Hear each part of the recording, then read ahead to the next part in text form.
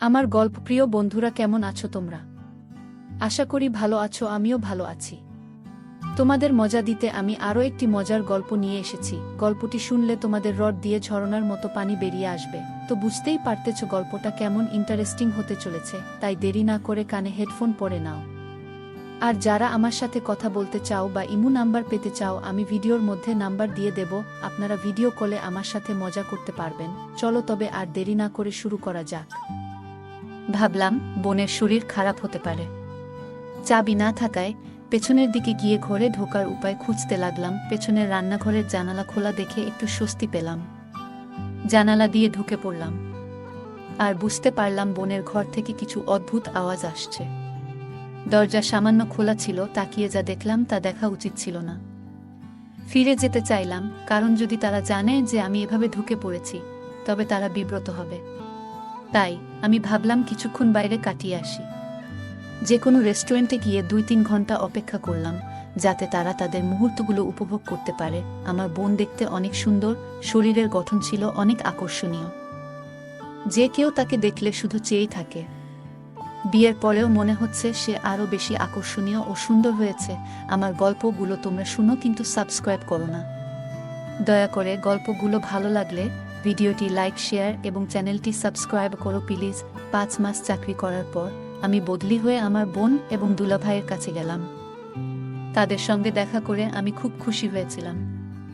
দুলাভাইয়ের সঙ্গে আমার বন্ধুত্বপূর্ণ সম্পর্ক ছিল এবং বোনের সঙ্গে ভালো সময় কাটত। 3-4 দিনের মধ্যে সব জিনিসপত্র নিয়ে ওদের কাছে চলে এলাম। এরপর আমাকে একটি মিটিংয়ের জন্য অন্য শহরে যেতে হলো। কিছু জিনিসপত্র নিয়ে রওনা দিলাম এবং বোনকে জানালাম যে 4 দিন পর ফিরে আসব। যখন ফ্লাইটে উঠতে যাচ্ছিলাম, আমার বস জানালেন যে বিদেশি ক্লায়েন্টরা খারাপ আবহাওয়ার কারণে তাদের ফ্লাইট বাতিল করেছে। ফলে মিটিং বাতিল হয়ে গেছে।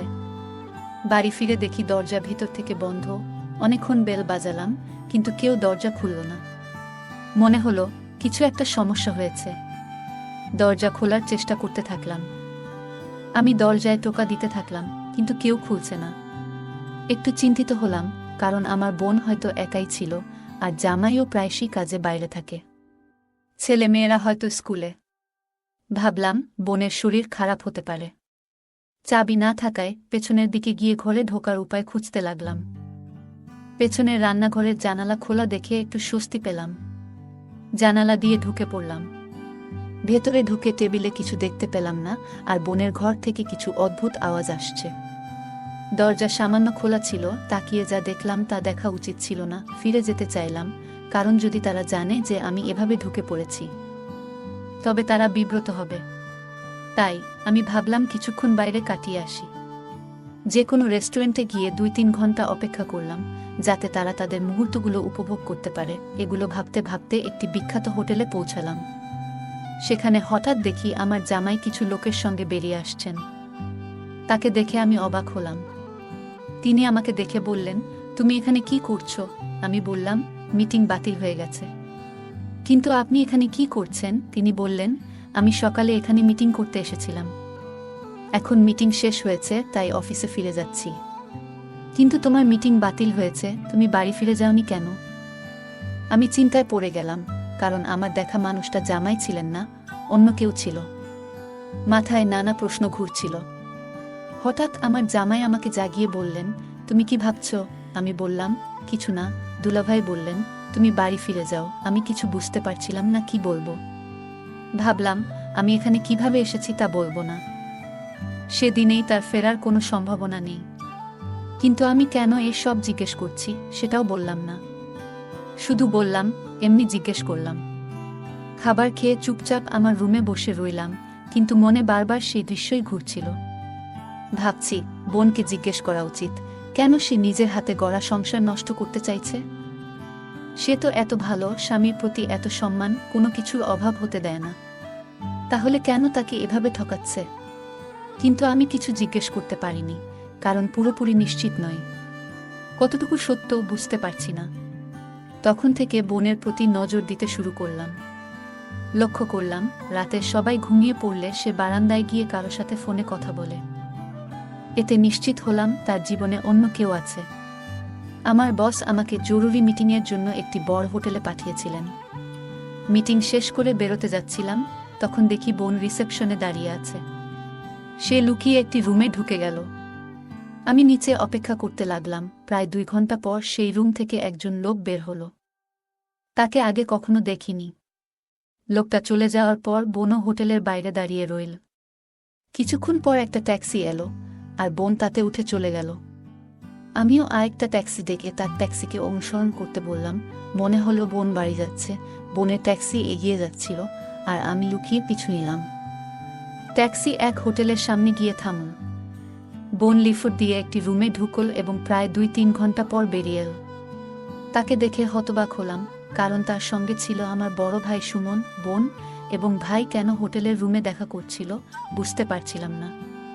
তারা আলাদা ট্যাক্সি নিয়ে চলে গেল, আর আমি ভাবতে লাগলাম, এতগুলো পুরুষের সাথে বোনের সম্পর্ক কি? আমি কখনো বোনের চরিত্রে সন্দেহ করিনি, কিন্তু আজ যা দেখলাম তা আমাকে ভাবিয়ে তুলল। বোনকে জিজ্ঞেস করলাম, কেন সে এত মন খারাপ? সে বলল, বাসায় একঘেয়ে লাগে, তুমি কাজে আর বাচ্চারা স্কুলে। তোমাদের কারো কাছে আমার জন্য সময় নেই। একদিনের জন্য ছুটি নাও, আমরা সবাই মিলে কোথাও যাই। অনেক দিন কোথাও ঘুরতে যায়নি। আমি রাজি হলাম, কিন্তু মনে খচুচ করছিল। আবারও একদিন অফিস থেকে তাড়াতাড়ি ফিরলাম, আর বোন দরজা খুলছিল না। বুঝতে পারলাম সেদিন হোটেলে যাওয়া লোকটি আজও এসেছে। ভেবে আমি খুব রেগে গেলাম, আর রান্নাঘর দিয়ে ঘরে ঢুকলাম। ভেতরের সবকিছু ছড়ানো ছিটানো ছিল। হঠাৎ বোনের চিৎকার শুনতে পেলাম। সেই লোকটিকে দেখলাম যাকে হোটেলে দেখেছিলাম বোনকে জোর করার চেষ্টা করছে। আমি লাঠি দিয়ে তার মাথায় আঘাত করলাম, আর সে অজ্ঞান হয়ে গেল। বোন আমাকে জড়িয়ে ধরে কাঁদতে লাগল। তামিম, তুমি ঠিক সময়ে এসে আমাকে বাঁচালে। বোনকে জিজ্ঞেস করলাম, এটা কে আর এখানে কি করছে? বোন জানাল, লোকটি চোর বলে ভান করেছিল। আমি বললাম, তোমার অন্ধকার কাজগুলো আমার অজানা নয়। আমি হোটেলে দেখেছি তোমাকে এই লোকটির সাথে। বোন হতবাক হয়ে গেল, কাঁদতে কাঁদতে বলল, তামিম, তোমার দুলাভাইকে বলবে না। আমার পরিবারকে রক্ষা করো। আমি বললাম, তুমি এতগুলো পুরুষের সাথে মজা করছো, লজ্জা হওয়া উচিত। বোন বলল, তুমি ঠিক বলছো, আমার বেঁচে থাকার অধিকার নেই। সে আলমারি থেকে বন্দুক বের করে নিজেকে মারতে যাচ্ছিল, কিন্তু আমি তার হাত ধরে বন্দুকটা নিয়ে নিলাম। ভয় পেয়ে গেলাম। তুমি এমন কাজ কেন করছো? বোন জানাল, লোকটি তাকে ব্ল্যাকমেইল করছে। আমি বললাম, সব সত্যি বলো, আমি সাহায্য করব। আমরা লোকটিকে চেয়ারে বেঁধে মুখ ঢেকে দিলাম।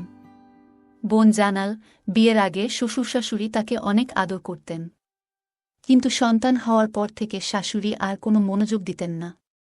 বোন অনেকবার সময় চেয়েছিল, কিন্তু শাশুড়ি প্রতিবার বলতেন, এই টাকা শুধু পরিবারের জন্য দিচ্ছেন। দিদি শ্বশুরবাড়িতে টাকার অভাব না থাকলেও তাকে বোঝানোর চেষ্টা করছিলেন যে টাকায় সব সুখ কেনা যায় না। শ্বশুরবাড়ির মানুষরা বুঝতে চাইছিলেন না। এই সময় মায়ের স্বাস্থ্য খারাপ হওয়ায় দিদি তাকে দেখতে গিয়েছিলেন। তখন আমিও ইঞ্জিনিয়ারিং কলেজে ছিলাম। মায়ের মৃত্যু এবং বাবার অসুস্থতার কারণে ভাই ও জামাই মায়ের বাড়িতে চলে গিয়েছিল। ফলে মা একা হয়ে গিয়েছিলেন। দিদি সেখানে পৌঁছানোর পর ভাইয়ের বন্ধু সুমন প্রায় বাড়িতে আসতেন। তিনি দিদির মুখে দুঃখ অনুভব করেছিলেন এবং ধীরে ধীরে তার সাথে বন্ধুত্ব গড়ে ওঠে। সেই সময় দিদি ও তার বাচ্চাদের সময় দিতে শুরু করেন। একদিন সুমন দিদিকে প্রস্তাব দেন। দিদি হতবাক হন এবং সুমন বোঝানোর চেষ্টা করেন যে তাদের মধ্যে ভালো বন্ধুত্ব হতে পারে। দিদি জানিয়ে দেন তিনি এই সম্পর্ক চান না এবং সেখান থেকে ফিরে আসেন। তবে শ্বশুরবাড়িতে ফিরে এসেও দিদি একাকী এবং বিষণ্ণ হয়ে পড়েন। হঠাৎ একদিন সুমনের ফোন আসে। তিনি আগের কথার জন্য ক্ষমা চান এবং বন্ধুত্ব করার প্রস্তাব দেন। দিদি রাজি হন। এরপর থেকে সুমন এবং দিদির মাঝে নিয়মিত দেখা হতে থাকে। কিন্তু শ্বশুরবাড়ির লোকেরা সুমন এর আশা পছন্দ করতেন না এবং তাকে বাড়িতে আসতে নিষেধ করেন। তাই সুমন ও দিদি হোটেলে দেখা করার সিদ্ধান্ত নেন। একদিন দিদি যখন সুমনের সাথে দেখা করতে হোটেলে গিয়েছিল, তখন সে তার সীমা অতিক্রম করেছিল। সুমন সমর্থন পেয়ে সে নিজের নিয়ন্ত্রণ হারিয়ে ফেলেছিল এবং এমন কিছু করেছিল যা কখনো কল্পনা করেনি। সুমন তাকে আশ্বস্ত করল যে এতে কোনো ভুল নেই এবং এতে শান্তি পাওয়া যায়। দিদি ফিরে এসে আবার যোগাযোগ রাখতে শুরু করল এবং সুমন সাথে পুনরায় দেখা করতে চাইল। সুমন তার বন্ধুর বাসা একদিনের জন্য ভাড়া নিয়েছিল। তার বন্ধু শহরের বাইরে ছিল, তাই সুমন দিদিকে সেখানে নিয়ে গেল। তারা সেখানে তাদের আকাঙ্ক্ষা মেটাল। ফিরে এসে দিদি আবার তার দৈনন্দিন জীবনে ব্যস্ত হয়ে পড়ে। একদিন সুমনের ফোন আসে এবং সে জানায় তার বন্ধু কুমার একটি ভিডিও তৈরি করেছে। কুমার তাদের শেষবারের সাক্ষাতে একটি ক্যামেরা বসিয়ে ভিডিও রেকর্ড করেছিল। এখন সে সুমনকে ব্ল্যাকমেল করছে। এই কথা শুনে দিদি হতবাক হয়ে যায় এবং তার জামিয়ার কাছে যাওয়ার সিদ্ধান্ত নেয়। 2-3 দিনের জন্য তার বাবা মা তাকে অনুমতি দেয়। বোন সেখানে পৌঁছানোর পর কুমার শর্ত দেয় যে ভিডিওটি কাউকে দেখাবে না যদি দিদি তার সাথে একই কাজ করে যা সে সুমনের সাথে করেছিল। দিদির পায়ের তলা থেকে মাটি সরে যায়। দিদি তখন অসহায় বোধ করল এবং কুমার এর চাপে পড়ে তার সাথেও একই কাজ করল।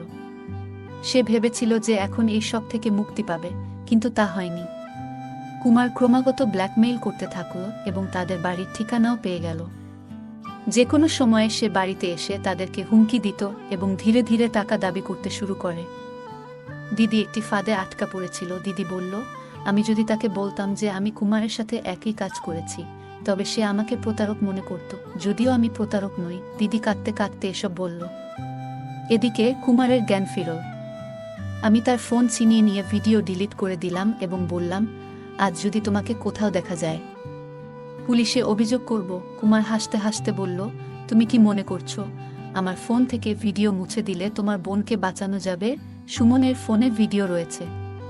কুমার বলল, সুমন আর আমি একসাথে তোমাকে ব্ল্যাকমেইল করেছি, তোমার কাছ থেকে টাকা নিয়েছি, আমরা দুজনে মিলে তোমার ফায়দা লুটেছি। এই কথা শুনে দিদি কাঁদতে শুরু করল। এখন আমার কাছে মরে যাওয়া ছাড়া আর কোনো উপায় নেই। আমি আমার সুপ্রতিষ্ঠিত সংসার নষ্ট করে ফেলেছি। যদি আমি আমার আকাঙ্ক্ষাকে নিয়ন্ত্রণ করতাম তাহলে আমাকে এই দিনটি দেখতে হতো না। আমি তাকে শান্ত করে বললাম, এখন কোনো বোকামি করো না, তুমি এমনিতেই তোমার জীবন নষ্ট করেছ। এখন থেকে শক্ত থাকো এবং সব ঠিক হবে। দিদি অনেক চেষ্টা করেছে, কিন্তু এখন অন্তত এমন কিছু করো না যা আরও বিপদে ফেলবে। তোমার সন্তানদের কথা ভাবো, তাদের কি হবে যদি তোমার কিছু ঘটে? সে কাঁদতে কাঁদতে বলল, আমার কাছে মরণ ছাড়া আর কোনো উপায় নেই। আমি তাকে বললাম, চিন্তা করো না, একটু শান্ত হও। দিদিকে বললাম, তোমার জামাইকে সব বলে দাও। সে ভয় পেয়ে কাঁদতে লাগল। আমি তা করতে পারবো না, সে আমাকে তালাক দেবে। আমি বললাম, তুমি যদি সত্যটা না বলো তাহলে কোনো উপায় নেই। কুমার তখনও দিদিকে ব্ল্যাকমেইল করার চেষ্টা করছিল। হঠাৎ দিদির ফোন বেজে উঠল। সে ভয় পেয়ে গেল। আমি তাকে বললাম, চিন্তা করো না, কল ধরো। তিনি কলটি ধরলেন এবং জানলেন যে তারা 2 ঘন্টার মধ্যে বাড়ি পৌঁছাবেন। আমি বললাম, তুমি সবকিছু ঠিকঠাক রাখো, আমরা কুমারকে আমাদের ঘরে আটকে রাখব যতক্ষণ না তারা আসে। শ্বশুর শাশুড়ি বাসায় আসতেই আমরা স্বস্তির নিঃশ্বাস ফেললাম এবং কুমারকে ভালো করে বেঁধে রাখলাম। পরের দিন দিদি তাকে চা বানিয়ে দিল। আমি চায়ে ওষুধ মিশিয়ে দিলাম। সে চা পান করার সাথে সাথেই জ্ঞান হারাতে শুরু করল। আমি পুলিশকে ফোন করে জানালাম কিভাবে কুমার তাকে ব্ল্যাকমেইল করছিল এবং তার ভিডিও করেছে। পুলিশ এসে ভিডিও ডিলিট করল এবং কুমারকে গ্রেপ্তার করল। আমি দিদিকে বললাম, এখন থেকে শক্ত থাকো, সব ঠিক হয়ে যাবে। এরপর এসব ঘটনা সবার কাছ থেকে লুকিয়ে রেখেছি, কারণ এসব জানলে আমার বোনের জীবনটা আরও নষ্ট হয়ে যেত। তাই পরে আদালতের সব কিছু কাজ আমি করেছি। আমার বোনকে আর এসবে নিয়ে আসিনি, তাদেরকে আমি কঠিন শাস্তি দিয়েছি। বোন আমাকে অনেক ধন্যবাদ দিল, কারণ আমার জন্যই বাড়িটি ধ্বংস থেকে রক্ষা পেল। সে প্রতিশ্রুতি দিয়েছিল যে এবার থেকে সে শুধু তার সন্তানদের দিকে মনোনিবেশ করবে। গল্পটা কেমন লাগলো জানাতে ভুলবে না। আরও মজার মজার রোমান্টিক গল্প শুনতে চাইলে ভিডিওটি লাইক, শেয়ার এবং চ্যানেলটি সাবস্ক্রাইব করতে এবং বেল আইকনটি টিপতে ভুলবে না। ধন্যবাদ। আজকের গল্পটি এ পর্যন্ত। এতক্ষণ সাথে থাকার জন্য ধন্যবাদ। দেখা হবে পরবর্তী কোনো ভিডিওতে।